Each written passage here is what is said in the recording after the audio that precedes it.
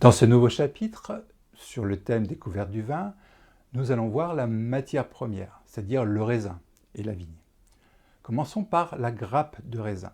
Elle est constituée de plusieurs grains accrochés à ce qu'on appelle la rafle. Alors la rafle peut se résumer à l'ensemble des parties vertes d'une grappe de raisin. Elle est constituée pour la plus grande partie d'eau, de fibres végétales, de tanins et de matières minérales.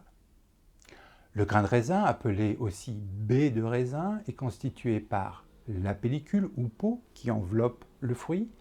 Elle contient des matières odorantes et colorantes, mais également des tanins plus fins que ceux de la rafle. Sur cette pellicule, on trouve la pruine. C'est une très fine poussière cireuse. Elle retient notamment les levures naturelles qu'il y a dans le vignoble qui interviendront lors de la fermentation alcoolique. Ces levures dites indigènes donneront un caractère organoleptique spécifique du territoire. À l'intérieur de la baie, il y a la pulpe, dont les cellules renferment le jus de raisin. Elle est constituée essentiellement d'eau, de sucre et d'acide. Enfin, au cœur de la pulpe se trouvent les pépins, qui renferment des tanins et des huiles. Alors, tout au long de sa maturation, la composition chimique du grain de raisin évolue. Et le moment opportun de la récolte, c'est-à-dire les vendanges, est choisi lorsque le raisin a acquis un taux de sucre et d'acidité idéal pour le type de vin recherché. Chaque élément qui compose le raisin renferme des substances indispensables et complémentaires pour la fabrication du vin. La rafle, lorsqu'elle est retenue en vinification, apporte l'acidité et l'astringence, nécessaires à l'équilibre et la tenue dans le temps pour les vins de garde. La pellicule donne la couleur au vin. La pruine renferme les levures indigènes. La pulpe, quant à elle, apporte le constituant principal du vin, c'est-à-dire l'eau. Mais elle apporte également le sucre qui sera transformé en alcool par les levures, et les acides présents dans la pulpe participent à l'équilibre du vin. Enfin, les pépins peuvent libérer des arômes supplémentaires et apporter du gras au vin. Alors maintenant que vous savez tout sur le raisin, attardons-nous sur la vigne. La vigne, c'est une liane de la famille des Vitaceae.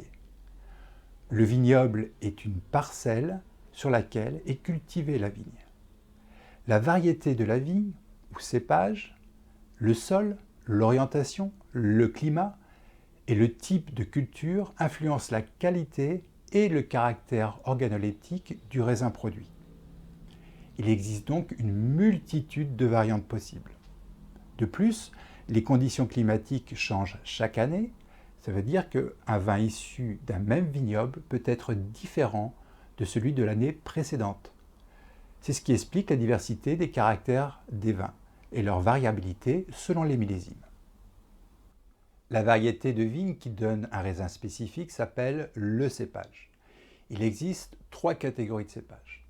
Les cépages à pellicule blanche et pulpe blanche, on les appellera les blancs de blanc. Les cépages à pellicule noire et pulpe blanche, on les appelle les blancs de noir. Et les cépages plus rares à pellicule noire et à pulpe noire, ce sont les cépages teinturiers. Chaque cépage donne un parfum, un goût et une structure spécifique au vin. Il existe des centaines de cépages, mais environ 250 d'entre eux sont utilisés à des fins vinicoles. Chaque région viticole peut cultiver une grande variété d'entre eux. Néanmoins, certains cépages dominent le paysage viticole de chacune de ces régions. Les principaux cépages de vin blanc en France sont les suivants. On peut commencer par le chardonnay. C'est le cépage le plus cultivé dans le monde. Il donne des vins au bouquet délicat et parfumé. Il entre dans l'élaboration des champagnes et donne des grands vins blancs de Chablis et de Bourgogne par exemple. Ensuite, on peut citer le sauvignon. Alors, il est surtout cultivé en Bordelais, mais il donne des très bons résultats dans la région du Val-de-Loire avec le Sancerre et les vins de Pouilly-Fumé. Le vionnier, c'est un cépage très aromatique et d'une grande finesse. Il est cultivé principalement dans les Côtes-du-Rhône. Le Riesling, c'est un cépage qui convient au climat rude et il donne des vins blancs frais et aromatiques. Il est à la base des grands vins blancs d'Alsace, terroir où il exprime tout son potentiel. Le chenin, c'est un cépage très présent en Val-de-Loire. On le retrouve également en Languedoc pour l'élaboration du crément de Limoux. Et il donne des vins blancs au bouquet discret, mais élégant et subtil. Ce cépage se prête à l'élaboration des vins liquoreux. Le sémillon, cépage essentiellement implanté dans le Bordelais et en Sud-Ouest. Il est à la base des grands vins liquoreux de Sauternes. Dans d'autres régions, il donne des vins blancs secs, racés, mais au bouquet moins prononcé. Il y a aussi le muscat à petits grains. C'est un cépage de prédilection pour les vins doux naturels qui porte d'ailleurs son nom. Il est surtout cultivé en Languedoc et en Côte-du-Rhône pour les vins doux et il est aussi vinifié en vin sec en Alsace.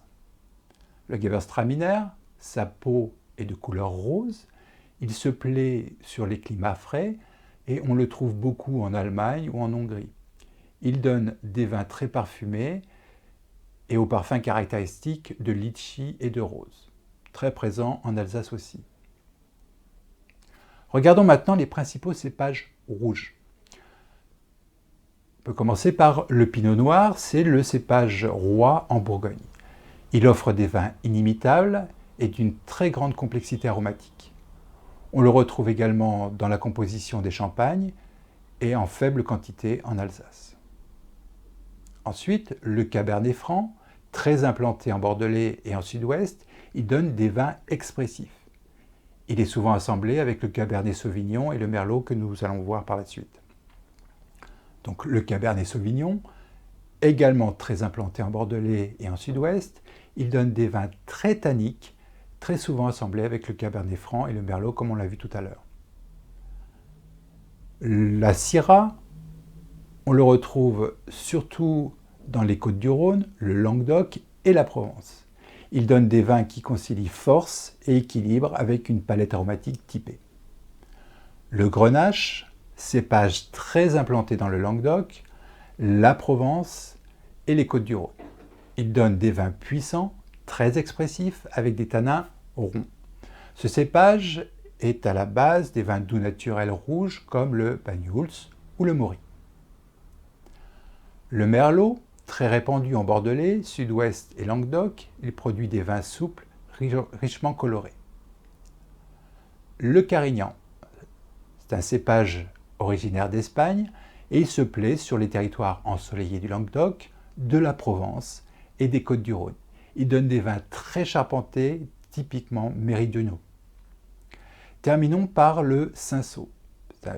Ce cépage qui se plaît sur le terroir ensoleillé du Languedoc, de la Provence et des Côtes-du-Rhône. Il donne des vins équilibrés et assez souples. Il est souvent utilisé pour vinifier les vins rosés. Alors en regardant cette carte, on pourrait continuer comme ça avec bien d'autres cépages. Mais retenez la liste que nous avons vue ensemble, elle représente ceux les plus couramment cultivés pour l'élaboration des vins. Il n'y aura pas toujours le nom des cépages inscrits sur les étiquettes de vin, mais avec un peu d'habitude, vous pourrez associer cépage, région viticole et appellation. Voilà, ce chapitre est terminé. Merci pour votre attention. Avec votre connaissance sur la vigne et le raisin, vous pouvez maintenant appréhender les vinifications. C'est ce que nous verrons dans la vidéo suivante. À très vite.